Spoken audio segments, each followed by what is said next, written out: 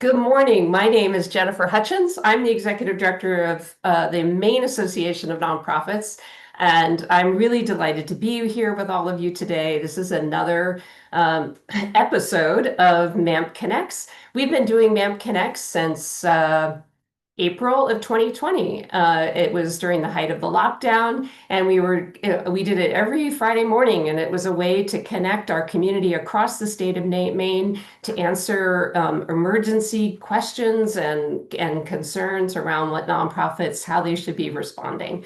If this is your first time, welcome. If this is not your first time, I know we have quite a following. Give us a shout out if you're a regular. I would love to hear about that. We love MAMP Connect so much, and so I'm so excited to be here. And I'm really delighted to be here this morning because we've got an incredible group of people who have donated their time and energy to come and talk to us today. Before I get started in telling you what the program's about, I just need to give a huge shout out to our consistent supporters, Harvard Pilgrim Healthcare. Harvard Pilgrim is a health insurance provider here in Maine, and they're a great group of people, and they're a nonprofit themselves. So just huge shout out to Harvard Pilgrim Healthcare for all that they're doing in our community. Okay, today's program, we call it Put Your Oxygen Mask On First. I don't think if you've joined in because you were interested in learning more about this topic, I'm sure I don't have to give you too much context as to why this felt like such an important program now.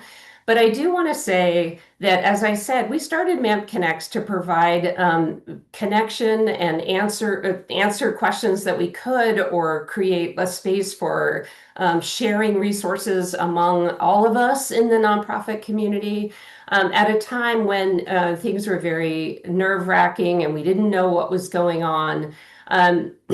And interestingly, in 2025, what we're seeing at the Maine Association of Nonprofits, as along with our partners at the National Council of Nonprofits, is that there are echoes of that same level of uncertainty and concern that we had back in 2020. What I will say is that this go around, among many of the differences, but one of them that I've been thinking about is people not really knowing how to communicate with each other, or really know there's a lot of fear about what might happen if you express how you feel or what's going on for you. There's not the common concern of a pandemic. The people are experiencing 2025 in many, many, many different ways. There isn't a consistent experience that is bringing us together. And that lack of consistency, I think, and I'm just talking, this is just me now, I think it's adding a level of anxiety and lack of compassion and care for people in our community, because there's so much more insecurity about what people are experiencing and when and how and what to do about it.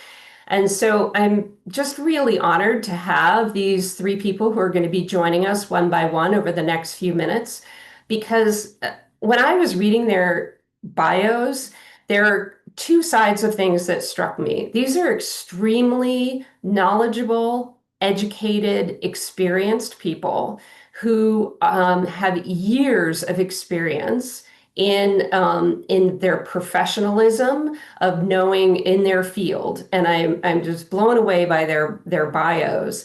The other thing that stood out to me about their bios is words like compassion, heart, dignity, human connection, and these are all leaders in their field. And at the end of the day, what I feel is so missing right now, or it's not missing, it's out there, but it's not getting elevated enough, and we need more of it. And that is what the tie that binds among our three speakers is a genuine care and compassion for making the world a better place. And that's ultimately, for me, what I think is when the nonprofit sector's at their best, that's our North Star, is making the world a better place for all of us, for all of humanity. And these people, you're going to know, have dedicated their entire careers to doing this and are extremely successful at it. So I'm grateful for all of you being here. And without further ado, because we have a lot to cover, I'm going to invite my friend Claudette Ndayininahaze, who is the executive director of In Her Presence here in Portland. Good morning, Claudette. Good morning, Jane. How are you? I'm well because you're with me. How are you? Doing good. So tell me, I'm going to launch right in because we don't have a lot of time. So forgive me.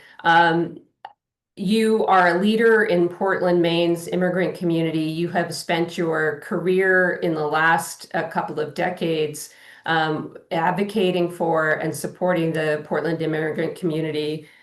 Tell us what you're seeing about the mental health and well-being of the people that you serve and your team, the people that you work with. Thank you so much for the question. As you were saying, I think leading a nonprofit organization, especially with immigrant and refugees and asylum seeker, you need to have a passion. Other than that, it doesn't work. And this, I would really say that we need to analyze that into two main concerns, because as you were saying, of course, it came under the COVID 2020, but with for an immigrant, it's way before. Yeah. Here, I would say you let it go of everything you had back home, your job, your home, your family, everything, your culture. And then you leave, you come here. That's first, I think, the main concern, because the path of what was, how do you navigate that? Because you still have that. So, and then you arrive here, and that's another burden, I would say, the path of what will be, the path of really where you need to start from the scratch your life again. So that's really the where you need to analyze and really find a way to integrate the new system. And from that, I would say, how do you belong? How do you create another home here? All that trauma is on you, is on your shoulder. You arrive here, the complexity of this system. You don't have the language. You don't know the workforce. Or everything, it's really uncertain, as you said, and you don't have anyone who can hold your hand and coach you. How do you navigate? How do you navigate that? It really takes a village, as I have seen, and as always I say, it really takes a village to navigate that system, get friends, and really coach so you can integrate in the new system here. So talking about parent engagement, you come here, some people, they come with the children, but they don't know how to support the children education. They don't know how to engage with the school. How do you do that? There is that pressure you have, the fear, the silence into the system, because it's really deep into the system, the complexity of the system that you don't know. How do you get someone really to unlock that for you so you can really know how to navigate that? But also the people have a fear of the different of the culture. How do you create a safe space where you open up, everybody, you open up and express yourself, to put away the fear and the silence you have, to really interact and build that relationship and trust. So you can work, you can build the community together and work together. That's really something I have seen. Then there's the cultural conflict. When you hire people, you have immigrant people, and I remember we talked about that. You have immigrant people, you have also the mainstream community staff. So the cultural conflict is always happening. Happening in which way? Simple thing. Maybe you send an email, the person doesn't respond to an email. And of course, the expectation was that person was going to respond to that email in maybe the same day. And that creates a misunderstanding and can also create something different. Another example, I can say, Jayne, you are taking extra pound, meaning that you are becoming fat. But that for us in our culture, being fat, it's not an insult, it's a compliment. But here in this culture, it's an insult.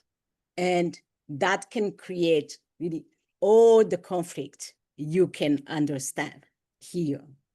The last thing I would say is the power.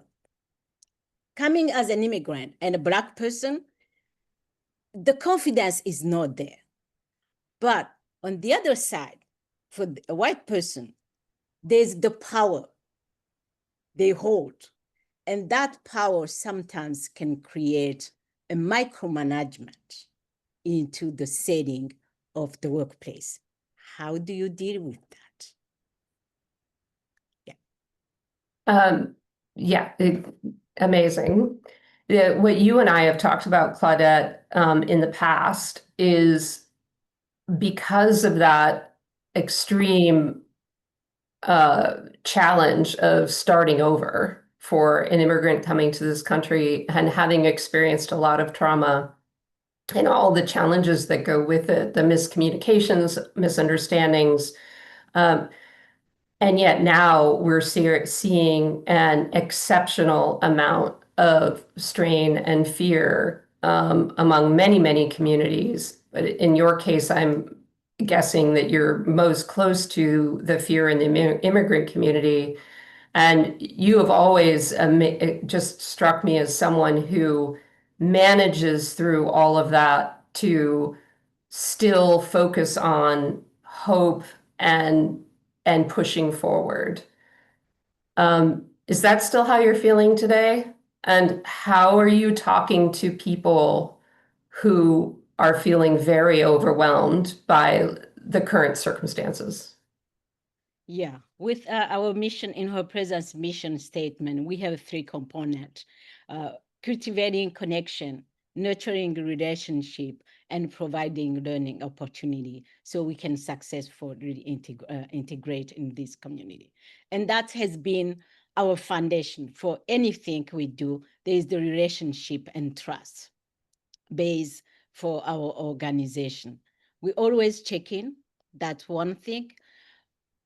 We give people space to reflect and question themselves, because if I don't question myself and reflect on my action first and then on the other person's action and put myself in the other person's shoes, I will never understand how that person is feeling. So that really exercise and training needs to be on the others, on both sides, so we can really shift our mindset and really support one another. And that's what we have been doing. So an understanding, but also bringing, when an organization, especially a young organization, a small organization is growing, you have everything which are in the air. You don't have human resources. You don't have any structure. You don't have the finance, fundraising. All those structure, the right structure, are not in place. How do you bring those structure in place? That's, I think, something we don't think that it's really something creating a safe mindset and a well-being for the staff, but it is. And also the volunteer. So how do we have been bringing the cross-cultural conversation and the coaching one-on-one, so we can have a dialogue and we can and the base is to question all the time and reflect on our reaction, our emotion, so we can work together, we can create that safety, and then we can of course avoid stress and conflict. So we have been able to bring a friendship mentorship um, with our, we work with corporate, and we have been able to engage them to come and work with our participant, our student, our group, like Francis House women, the pregnant women we have been bringing faith community because they want to volunteer, but we have a way of engaging them, and that way of engaging them, first, we bring them into, for example, a class. They participate with the student. They cook together because the food, because food doesn't have a language. Food has been always our foundation to bring that relationship and immersing into our work. But two things I want to take up. Before the COVID, we had many people coming and doing a mentorship because they had that passion, they had that compassion. But with the COVID coming, and with also now even the situation where we are, it's a burden for a mentor to support an immigrant or refugee because you take on different things. And also, our immigrant, the immigrant who came before and the immigrant who came now, we are also different. So how do we provide education on both sides? So the mentor is not burned out, but also on our side, we know how to navigate boundaries and then to work together because we need them. We need them. Yeah. I adore you. I could talk to you all day. I know. What I'm really taking from even that short period of time, Claudette, is what you're saying, what I'm hearing and taking away from what you're saying is just the amazing care that you are taking with your team, your staff, your volunteers, and then the groups that you work with outside. You're actually talking about the health and wellness of people by providing space and connection and a safe space to share emotions and to have it out in the community. And you've given us a lot of food for thought about intentionally starting from that place of our work is about the wellness of our community. Yeah. It's not something that what you're saying to me is that that's what you're starting with. It's not something that you're going back to and saying, oh, now we need to take care of people because we're in these circumstances. The other really insightful thing you said that I think is really important that I want to highlight is that I have drawn similarities between what was happening in 2020 and what's happening now. What you just said, I want to highlight. It's an aha for me. The people who may have been arriving prior to the pandemic and during the pandemic are not facing the same challenges as people who are arriving or dealing with things now. And I'm going to leave that there, but I think that's a really important thing because I'm guilty of making these broad generalizations so that I can try to make sense of the world. But I'm really grateful for you saying that. So thank you, Claudette. Thank you so much. Our next guest is Laura Ligouri, who I am equally as honored and excited to have join me. Laura is the founder and executive director of Mindbridge. And because I am totally intimidated by their mission, I'm just going to tell you what it says. It's a nonprofit organization transforming human rights and social justice work all over the world through the application of psychological and neurobiological research. So I'll leave that there. And because we do have so much, and all three of you have so much to offer, Laura, what do you want to share this morning? Because you have so much you could share. I have questions here for you, but what are you inspired to share with us today? Oh my gracious. No, let's go with your questions. What questions do you have? Well, what are one of the things that you guys talk about? You have a program called Healing the Front Line. And we have a lot of people in our network that are very much the front line. So what are some of the key takeaways from that course that our nonprofit teams can be using right now? Oh yeah. Okay.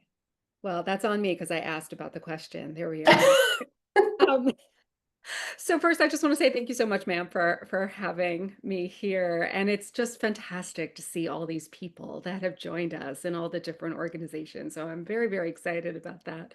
And yes, so we have a course called Healing the Front Line because we really want to talk about the mental health and wellness of those who are on the front lines, who are holding all of this work that's going on.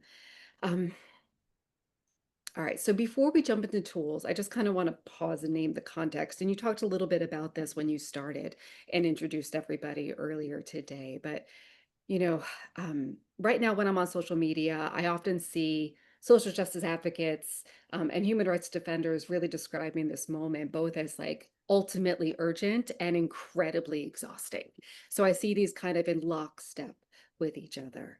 And for many people, this work feels existential, right? It feels like this is the moment that we were made for. So whether we're looking at reproductive freedom, whether we're looking at climate justice, reproductive or racial equity or democracy, one of the most common sentiments I hear from folks is, Laura, I'm exhausted or I'm feeling really burned out right now. Yeah. And so that's not a side issue anymore. That kind of exhaustion, that kind of moral injury, that kind of burnout, that means that is central to our movement in what's going on right now. It is a fundamental concern that we need to contend with. So I think the first takeaway from this course is that well-being is not an individual indulgence. It is a form of strategic infrastructure. It is something that we need to critically understand as a movement in order to keep us sustainable and keep our people from breaking, right? We want to make sure that we're still around to do this work as we continue forward. And when I talk to social justice advocates and human rights defenders, there's also a lot of anger, and justifiably so, right? So there's lots of reasons why we should feel rage. But from a psych and neuro component, rage is meant to identify something's wrong and to spur us into action. It's not meant to sustain us over the long term. But we really describe it as such. It's just not a renewable resource. And so the sign for organizations that rage is really driving what's going on is when we start to feel brittle rather than resistant. When we're starting to feel constantly on edge rather than moving forward in a sustainable way, then rage is draining our resources. And for a lot of frontline advocates, there's some stigma sometimes about talking about mental health and well-being. And, some people might see this as, even implicitly so as a form of weakness, or you're not committed enough because you're taking time away. And this is really deeply embedded within a larger narrative of kind of martyrdom, right? Kind of giving yourself up to the cause. But it's not a strength. It is suppression. It is suppression ultimately at a cost. And I think we're starting to feel that cost nowadays as the stakes ever increase, right?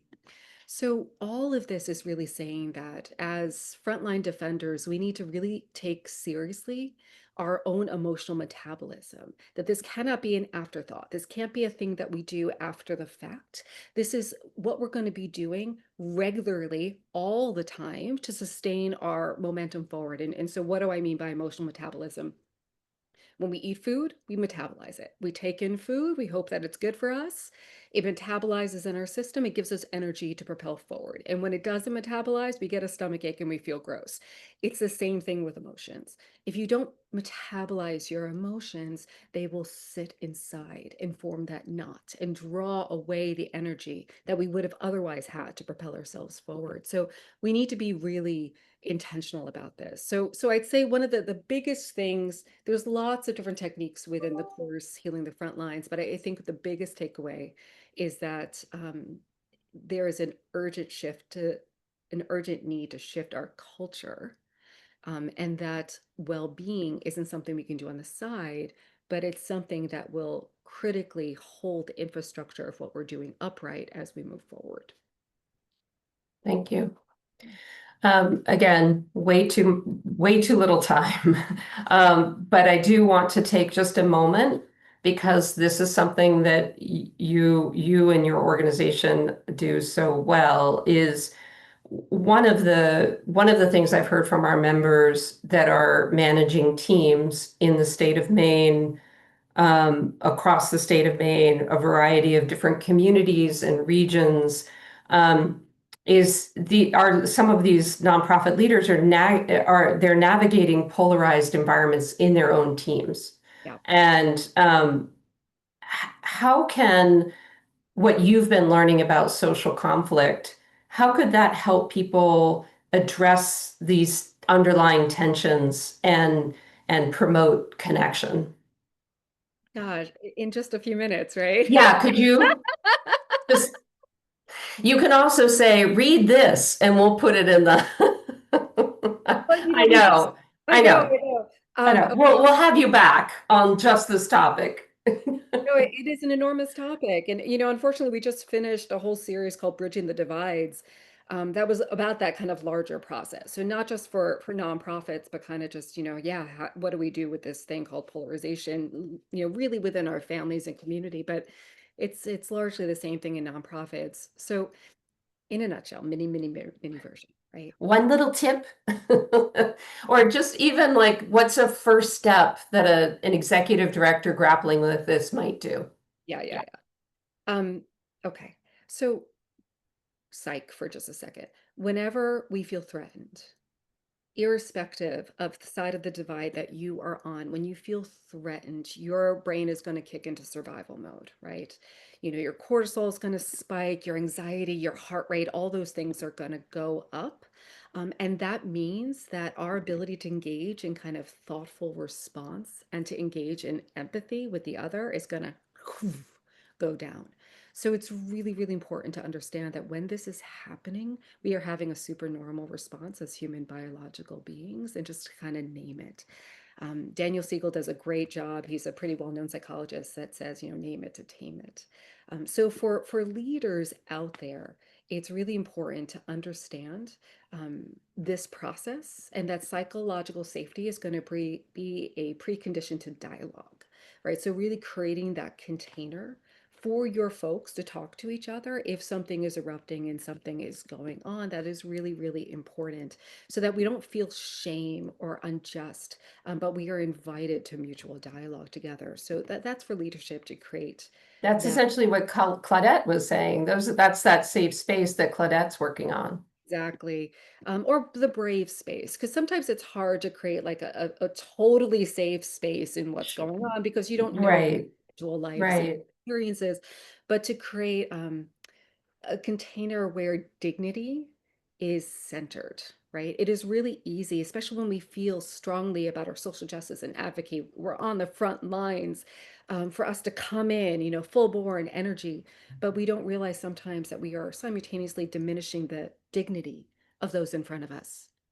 And when we feel the dignity is being diminished, we tend to lock in and dig in our heels about it because it means a lot to us, right? So slowing down that reaction cycle is going to be really important. And I think the last thing I'll say, because I know we don't have a ton of time, is honoring the rupture. So yeah, Janice, I just saw your comment in the chat. Centering dignity is critical. Creating this brave space is mission critical, and honoring the rupture. We're so afraid of the rupture. Oh, we're so afraid of it. We're like, oh, what happens if we have a polarized situation and there's a disagreement or something's going on? In clinical terms, the rupture can be incredibly useful, right? It's when you have an opportunity to overcome, to get to know each other more, to deepen that relationship. The rupture is an incredible opportunity to bring an organization closer together and to more deeply align in a way that didn't exist before. So when these things happen, I know polarization is scary and there's lots of awful things happening in our universe, but when it happens in our organization, it is ultimately an opportunity. So I'd say those three things are really important. So creating that brave space, making sure you center dignity, even when you're feeling moral injury at that time, and to really honor the rupture as the opportunity that it is. Oh, that's amazing, Laura. Thank you so much. I am going to ask Jayne now to join me. Thank you, thank you, thank you, Laura.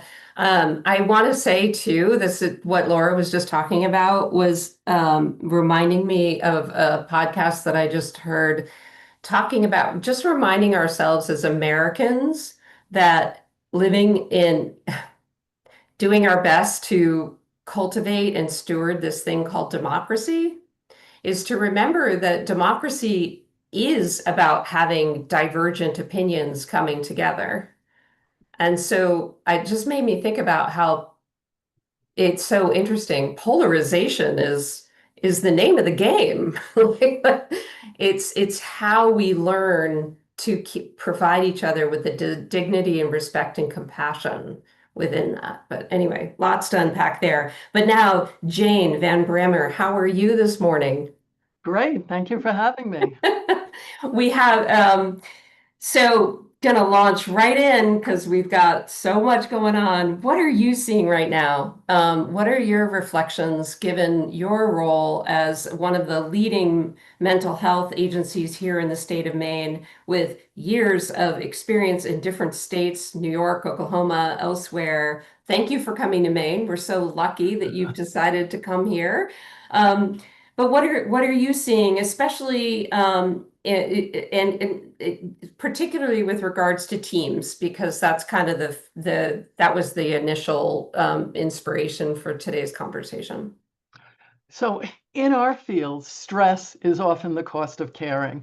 Compassion fatigue, burnout, and staffing challenges are real issues. And we are seeing some trends. When you think about it, we have been operating in crisis mode for years.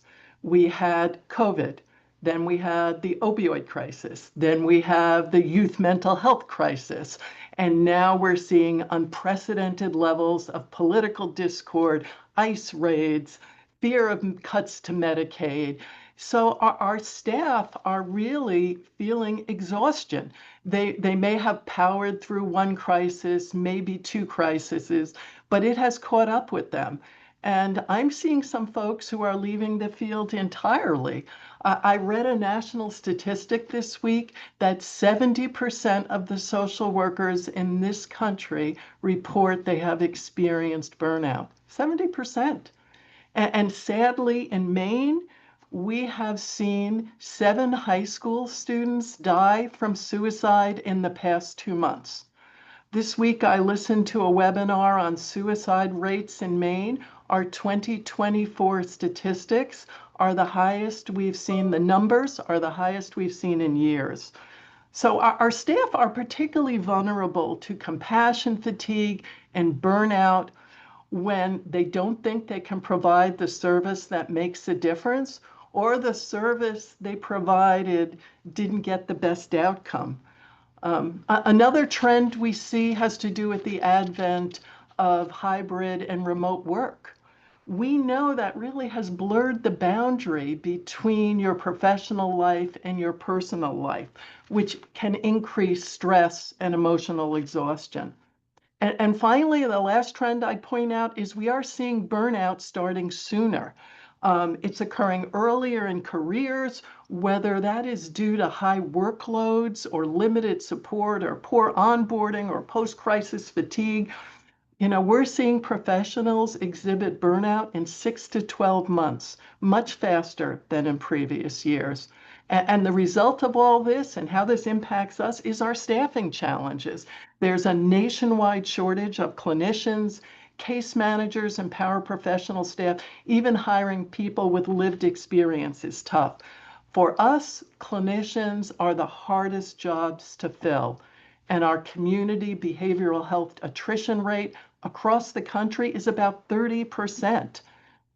One result in Maine is we have over 10,000 Mainers on lists waiting for clinical services, and the average wait is about 10 months. I'm sure you know that nonprofits struggle with the for-profits for salaries, to being able to be competitive. Whether it's fast food chains or stores, they're offering $20 to $25 an hour along with benefits. Many nonprofits can't compete with that. Again, so it creates vacancies and long wait lists, and this directly impacts the services we provide. There's a 2023 survey in Maine where 70% of the nonprofit Maine organizations that responded reported they had staff vacancies in service or program delivery areas. So that directly impacts all Mainers and the services we provide. And I guess lastly, I would say for clinicians, we're also seeing barriers and delays in obtaining state licensure. We're seeing limited supervision slots. We're seeing burnout among our clinical supervisors. There's so much pressure for productivity, they don't want to take on supervisees, which then in turn, it's a vicious cycle. It hurts the pipeline for producing more LCSWs and LCPCs, and the production of future clinicians is really being damaged. That's a lot. It is a lot. There's a lot going on, but there are some ways organizations can support staff. Great. Let's go on to that. Let's go into the positive. Jayne, what can we do about it? I think first off, make sure your supervisors are holding regular supervisory sessions and giving space for people to process their emotions. I think our supervisory sessions need to focus on what our employees need for them to be successful. And remember that important rule, public praise, private criticism. It's important to emphasize teamwork. During every orientation, I speak to our new employees that everyone has a bad day. Everyone needs a break sometimes. So not to be afraid to ask for help and to give help when being asked. Encourage your employees to check in with one another. We also examined our mental health benefits to make sure that we were providing adequate access to counseling services. For our upcoming fiscal year, we actually added a vacation day, and we're encouraging people to use it as a mental health day or their birthday or even a DEI holiday that's important to them. But, just showing them that we care about that. We also increased our free therapy visits from 3 to 5 per concern. There are free resources available, and Sweetser has free mental health first aid training and free QPR, question, persuade, refer training. We will come to your organization and provide this training, and that will really help equip your staff on how to recognize and respond to a coworker or even a family member who is struggling. I also want to highlight our peer support line. Again, a free service, 24/7. It's low barrier. You don't have to give your name. There's no insurance information collected. And you can talk to someone any day, any time of day, and just kind of process what you're going through. These are trained individuals with lived experience. And last year, we had over 30,000 calls to that line. It's a very popular service.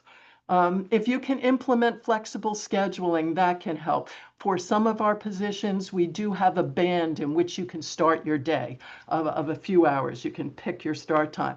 We've seen organizations go to 4-hour work weeks to boost, retention. We sponsor monthly wellness activities, everything from water drinking contests to virtual mindfulness sessions, walking meetings, gratitude journals, and we're adding a small financial incentive this year to increase our healthy activities and routine checkups. I've also seen organizations introduce policies around no meetings on Fridays, developing on-site therapy, and enforcing paid time off. It's important to develop career opportunities. We are implementing our career ladder for clinicians so that they know there's a clear path of upward mobility and skill progression. And finally, I'd say nobody came into behavioral health to write progress notes. So at Sweetser, we're the first behavioral health organization in Maine to use augmented intelligence to help them with their documentation demands. And we're seeing tools like AI-assisted documentation, digital intake, and automated appointment reminders to help remove the administrative burden on staff. In terms of culture change, it's key that we model from the top. Don't send emails at nights and weekends. Take your vacation without calling into meetings. And be open about your own well-being and vulnerability. When we normalize vulnerability, we, reduce the stigma. Make emotional wellness, your employee emotional wellness, part of your strategic plan. Show your staff you're serious about it. And we treat both our staff and our employees with universal precautions. In other words, we believe everyone's been impacted by some trauma. And how does that translate? It means that we emphasize safety, choice, collaboration in both our policies and practices. Ask staff to opine on decisions, especially around wellness activities and workload. It doesn't mean you have to take their opinion, but you do have to listen and you do have to consider it so that they feel heard. We promote psychological safety by another thing I do in orientation. I talk about my recent mistakes so that staff know, it is okay to make mistakes. We are not computers. We are not machines. We're human beings. We all make mistakes. And when we can admit it, we make it safe for them to admit it and to ask for help when they need it without fear of judgment. And I guess I'd also say it's important to recognize and celebrate your employees and acknowledge not just the outcomes, but their commitment to values. So some of our values are respect and compassion. If we see an employee demonstrating those values, we call it out and we celebrate it.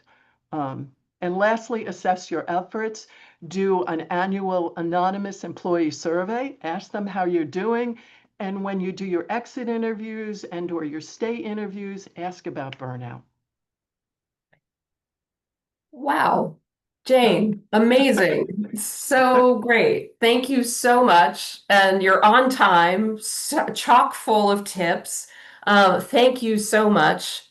The work you're doing is incredible. And I'm just so honored that I'm so glad you're in Maine. It's like I don't know if you've heard about this, but we were all huge fans of Dr. Nirav Shah. He was running the Maine Oh, CDC. yes. And then he went to DC and now he's back in Yeah. Maine. It's like, Yes. yeah. Absolutely. Just a shout out to Jennifer Vokes of Maine Calling. She had an interview with Dr. Shaw recently. If you haven't heard of that, you all should check it out. Our team gathered some additional resources, some great resources were shared with you. My colleague Molly is just a great contact from our colleague Nanoko in Minnesota. So many tidbits. You all have filled my cup. Lots to learn. I'm gonna honor my promise of closing out.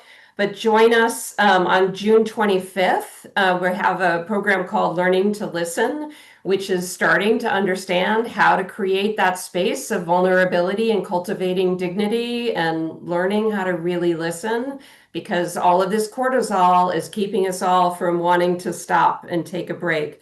Thank you, Jayne. Thank you, Laura. Thank you, Claudette. Thank you, everybody on our team. It was great to see all of you. More to come. I promise. Have a great weekend.